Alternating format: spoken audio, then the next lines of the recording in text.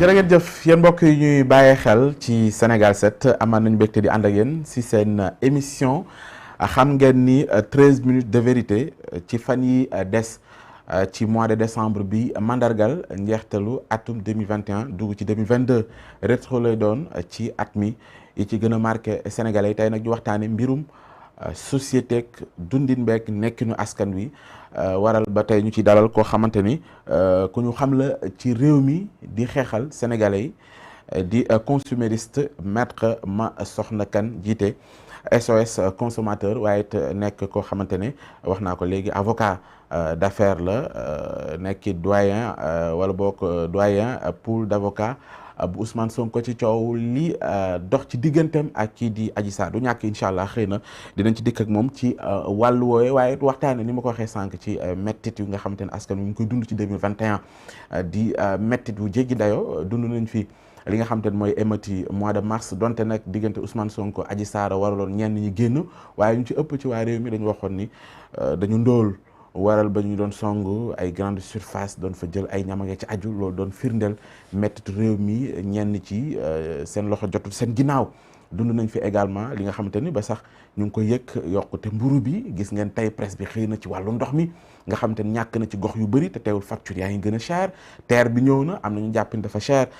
ci njëg yi yooyu yëpp boo ci booleet li nga xamante ne moo jëm ci wàllu tabax muy ciment muy yeeja aju yëpp yokk waral ba luyaas bi naka noonu gis nañ ko fi dund nañ ko fi ak yeneen yu ko niru dinañ ci ànd ak maître incha allah su ko defee ñu ànd ci moom ci jàngatam ci 2021 bi lan moo war a doon perspective yi également ci 2022 bi ndax ñu ngi wax exploitation pétrole beeg gaz bi fii ak 2023 te xam ngeen ni boo moytu sax ci conseil des ministres bi ñu jëm wala bu tey bi incha allah danañ ko adopté jëm ci boobee loi ci anamu gi ñuy répartir loolu nga xam te ne moo jëm ci pétrole beeg gaz bi te président Macky Sall fësal ko bu yàggul dara ci conseil présidentiel bi ñu doon amal foofee ca Diamniadio am na nag coow lu bëri la mu jur ñenn ñu jàpp ni mbuxum mu ngi ca façon biñ ko fas yéene séddale ak nañ ko waxee wuute naag lañ doon xaar loolu yëpp incha allah nañ ci ànd ak maître comme ça mu jox ñu ci la ci xalaatam maître maa ngi lay nuyu am mbégte vraiment di ànd ak yow ci plateau bi. jërëjëf sëñ Ousmane maa ngi lay fay. di la sant ci invitation bi di nuyu sa téléspectateurs yi ñëpp ñi nga xam ñuy seetaan ñoo xam ci Sénégal la wala ci àddina bi yëpp di profiter ci ndeeteelu at bi pour ñaanal leen jàmm d'abord ak wér ak koom-koom ñaanal yàlla def jàmm ci réew mi parce que jàmm ci la lépp xaj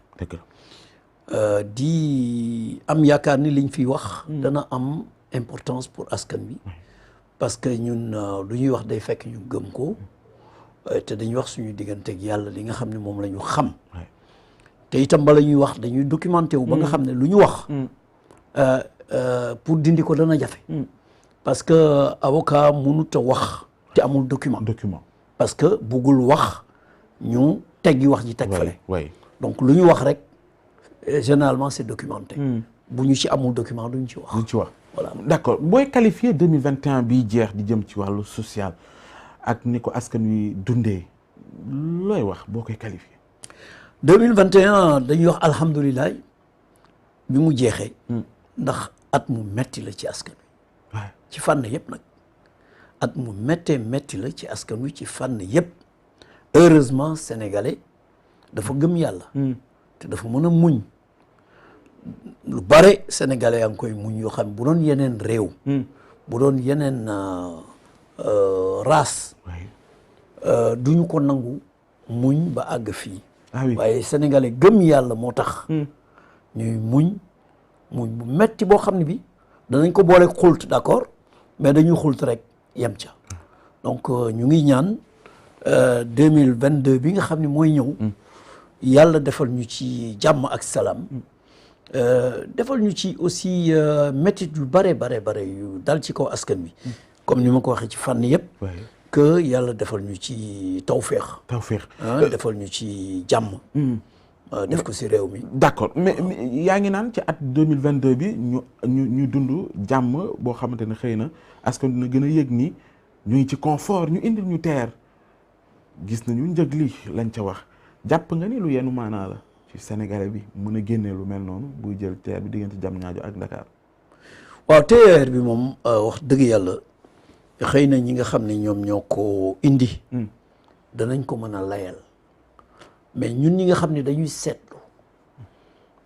gis nañ ni TER boobu li ñu wax ni def nañ ci presque 800 milliards. 800 milliards yooyu fi mu mënoon dugg ci ay priorité ci dund askan wi kenn xamul nu mu toll.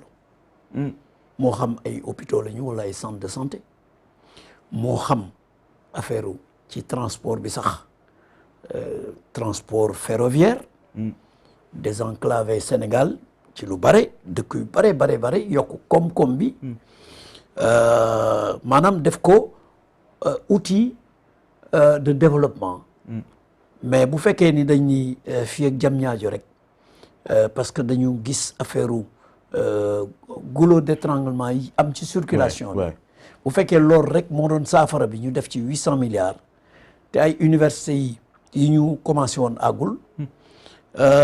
universités yi manqué bari na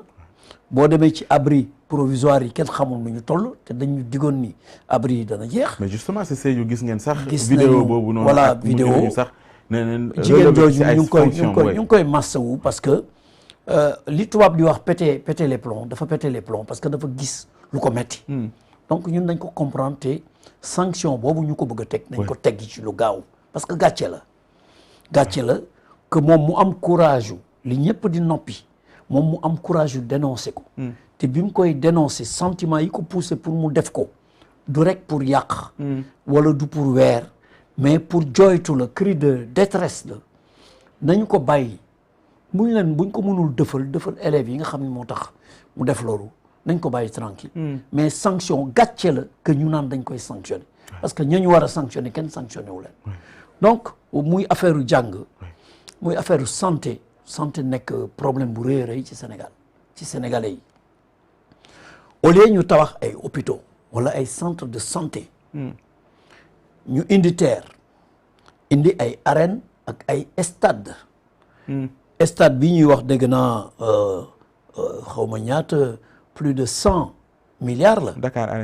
Dakar Arena ak stade bi nga xam ne moom la ñu war a def. yooyu yëpp baax na ci réew mais dafa am yu ko jiitu yu ko prioritaire mooy affaire u njàng mi may wax affaire u kii ñu ngi fii élève bu ñu jël rek xëpp la li ñuy wax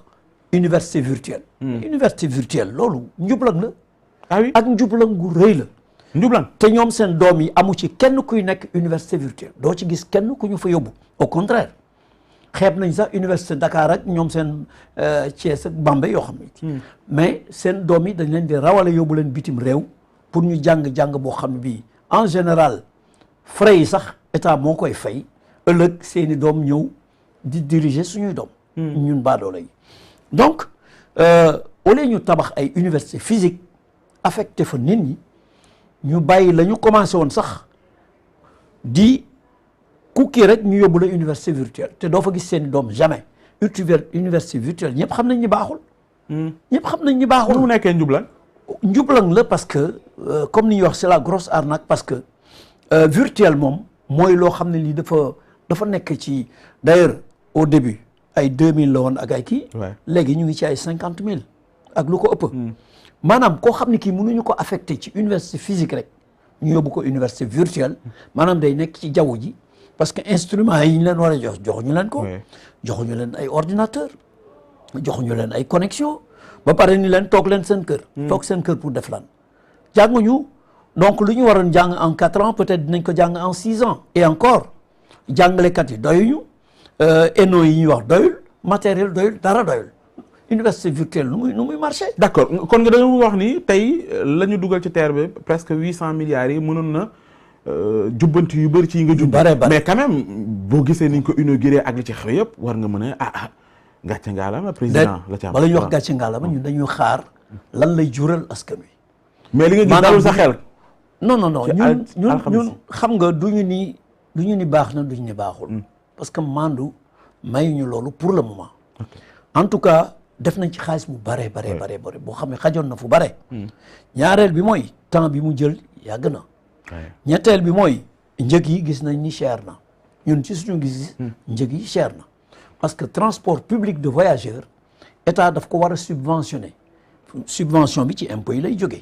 comme ni ñu subventionné Dakar Dem Dikk noonu la ñu war a subventionner transport public de voyageurs yi nga xam ni privé yi ñoo ko yore. mooy Dakar kii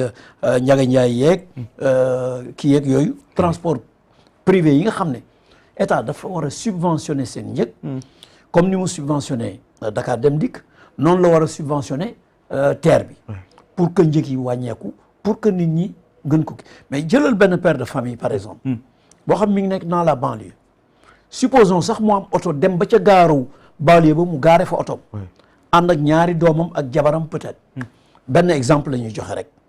ñëw gaare foofu otom déjà problème de gardiennage problème sécurité otom fa mu koy gaare. dugg ci TER bi ñëw Dakar wàcc ci gaaru Dakar wala ci beneen station moo xam jabaram war a jaar nii liggéey moom mu jaar nii doom yi jaar nii jàngi. lan moo leen di jële ci gaaru TER boobu lu dul oto beneen oto la ñu jël xëy na am na ci ñoo xam ne nañ mën a dox. pour dem liggéey mais du ñu bare ñi ci ëpp d'abord dañuy jël oto pour ñëw ca gaaru départ ba gaaru teeru départ bi dugg ci TER bi bu ñu ñëwee ci station gare arrivée bi war a duggaat beneen oto pour dem liggéey wala ñu dem njàngi. donc coût boobu boo ko xaymaa dana cher mais temps bii di ñëw la ñuy mën a njàngat. pour xam exactement TER bi li muy jur ndax baax na wala baaxul moo tax da ngeen ci maandu jaroon na ko moo tax pour le moment ñun dañu naan rek gis nañu ko xëy na baax na xëy na itam du baax ci askan wi avenir bi moo ñuy wax ndax dana baax wala du baax mais pour le moment ni ñuy maandoo mooy ñu ne daal comme defar la dañu naan rek baax na mais gënul d'abord ci priorité yi est-ce que gën na ci askan bi bu ñu doxalee tuuti. ci lañ ci xam dara d'accord ba léegi ci 2021